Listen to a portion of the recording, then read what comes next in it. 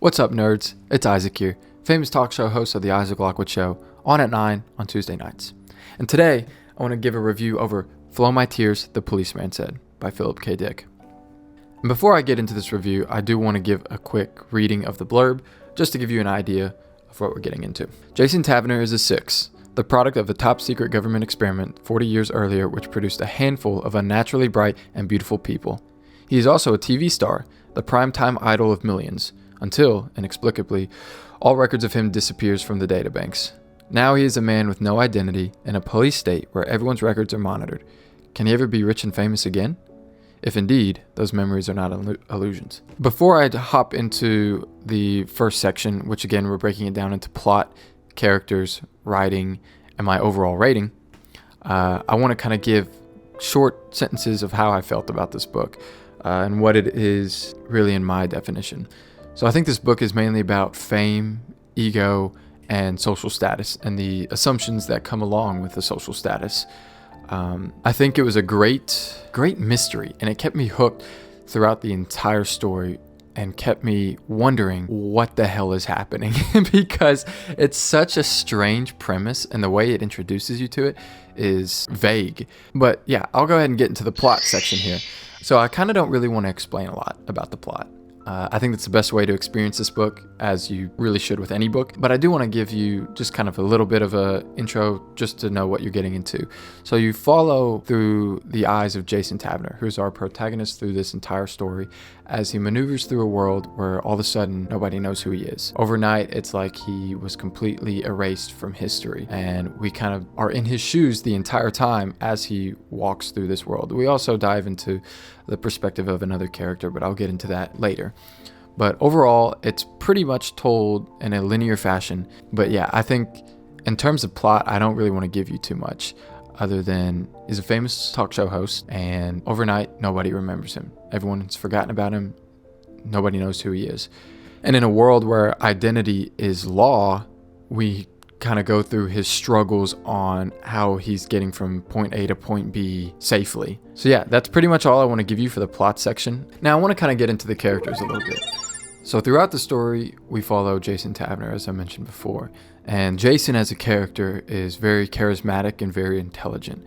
And it's actually really fun to kind of stay in his shoes for the most part, because PKD does a great job at putting us in the perspective of the top 1% of this world. As I mentioned before, he's a famous talk show host and has millions and millions of viewers. And I think as we explore Jason's connections and Jason's ego and lust throughout the story, we really get a feel for who he is as a character. And I think PKD does a great job at that. And there's also another character in the story called Felix Buckman, who is a police chief, who is the one kind of in charge of the case of Jason Taverner. Like in the plot, how I mentioned, not having an identity or anything is basically illegal. You get thrown into a forced labor camp. And Felix Buckman is the one in charge of this case. But there are some other reasons that drive him, as we come to learn through the story. And only for short periods, maybe a handful of chapters, are we in his shoes and viewing the case from his side. He doesn't even come into the story until about halfway through, but we get to still see a little bit more of this dystopian Los Angeles in this rough police state that PKD has created in this setting. And I think he does a great job at introducing characters and side characters, because as I'll explain in the later section, there's a lot of dialogue in this book. And if I'm being completely honest, I did not care for it at all initially when I was reading through the book. But as I've sat on it a little bit, and I'll explain this more in the writing, I came to appreciate it a lot more. And I think that he does a perfect job at not making them overstay their welcome.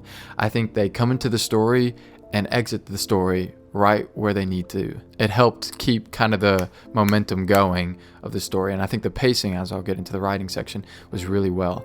But overall, the characters, I think, were really, really good. I think that was the main appeal of this story, was its characters. Because its setting is, it's not unique, but the characters, I think, were so compelling, so human and so real. And I think they were very well explored. The depth of every character was revealed to us as a reader. And we don't see that by jumping into their mind and knowing all of their memories and all of their past and stuff like that, and traumatic events that they bring up in random spurts like a lot of authors do. But instead, we learn about them just through a conversation with Jason as we stay on his mind, or as we might be in Felix Buckman's mind. Granted, those are the two characters who we do get their thoughts and their history of through their own mind, but all the other characters we learn just through conversation and their actions that they do. And I think that was super compelling, and I really took it for granted when I first read it, and I didn't really appreciate it that much. But looking back on it and creating this review, it was something that I think really made the book just elevated in terms of how I thought about it. But it was just, I think the characters were phenomenal. My personal favorite part of the entire novel is the characters. I do also want to talk about the growth of Jason as a character. I think being from the top 1% to being nobody and exploring his views on that is a very important part of the story. As I mentioned at the beginning, I think it represents a lot about assumptions about social status. There's a top class, a middle class, a lower class, and then there are those who don't have an identity, who are forced to just work in labor camps. And we explore Jason's thought process on how he feels about the lower class. We get a little bit of a starting point where he is still this top 1% talk show host, and how he really degrades those in the classes beneath him. But as we discover when he's a nobody, we learn how he feels and how he kind of comes to understand what they go through, just in a little sense, because the story itself only takes place over the span of about 3 days. So he doesn't get a lot of time in that environment. But from what he does experience, I feel the growth is there, though it's not a lot. It's very minimal, but it's seen nonetheless. And I think that's a very realistic way to look at it, which I think is good. It made sense in terms of the story and what the characters experience. But we also get to see how other characters, side characters, view Jason as the top 1%, how this middle class or lower class view the top 1%. And I think it mimics a lot of how we view celebrities in today's world. Movie stars, famous singers, even streamers now are up there as like the top 1% in terms of status and fame. And I think it does a very good job at exploring that, exploring the social status and exploring the assumptions that one might have for someone in that status. But yeah, let's move on to the writing section, because I got a lot to talk about there. First, touch upon what I talked about a little bit in the characters section. There's a lot of dialogue in this book, and initially that was a big turnoff for me when I got to those sections. Initially, my ignorant mind thought, why couldn't he have just written, okay, Jason sat down, talked about life with his character, and they moved on. Looking back on it, I'm very glad he sat us down in Jason's shoes and basically walked us through 72 hours of this man's life as he struggled through not having an identity, all of a sudden having it erased, just like that SpongeBob episode. I lost something I couldn't live without. My identity. So anyway, and I'm very glad that I came to kind of sit on it a little bit more and not hastily make this review, because the more I looked back on it, the more I thought about it, those conversations really stuck in my mind, and it really made me realize how deep he wrote each of these side characters. But yeah, I think the dialogue overall was good. I think it was great. In fact, I think it elevated the immersion of the story drastically. But I also want to talk a lot about the pacing of the story. I think comparatively, at least, it's fairly slow. I think there are definitely some high stress moments throughout this story that are thankfully broken up in those chapters of dialogue, or with Felix Buckman as we step into his mind for a chapter or two, as he kind of gives us more of an internal breakdown of the situation from his side. But I think the pacing was really well done. It kept you on your toes and kept you anxious almost at certain points, but then giving you like a moment to breathe, to just kind of almost prepare yourself for the inevitable next high tense situation. And I think the Safdie brothers, if any of you have watched those movies, would understand what I mean by that, because those are just heart attacks put on film. I think is a great way to describe it. And I don't want to say that this is a heart attack in a book, but you know, it's very stressful at points, and I think it was a very exhilarating read in certain moments, and I really came to love it. And I think the writing of it, PKD has done a fantastic job with it. once again. But yeah, I think the pacing of it was very well done, very balanced, and not jarring in the slightest. I think it was a smooth read throughout. As I said before, it was kind of told linearly, which I actually appreciated in a sense, and it made a lot of sense in the context of this story as you just sit through his shoes for 72 hours. So keeping us moving along with him step by step, almost essentially, I think was crucial to the way of telling this story. And I think the writing overall also just keeps you wondering what the hell is happening, because you know nothing throughout most of the story, and I don't want to get into spoilers or anything, but yeah, I think PKD does a great job at creating a post-Second Civil War 1988 dystopian police state Los Angeles.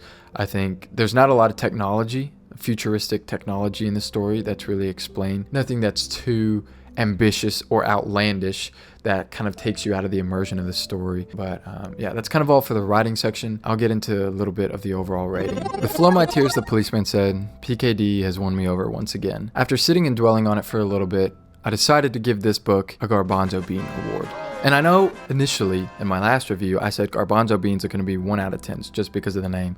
But then I figured out garbanzo beans are actually chickpeas. And I absolutely love chickpeas. So I'm deciding to give it a garbanzo bean. I think overall the story is great. The characters are phenomenal and are easily my favorite part of the book.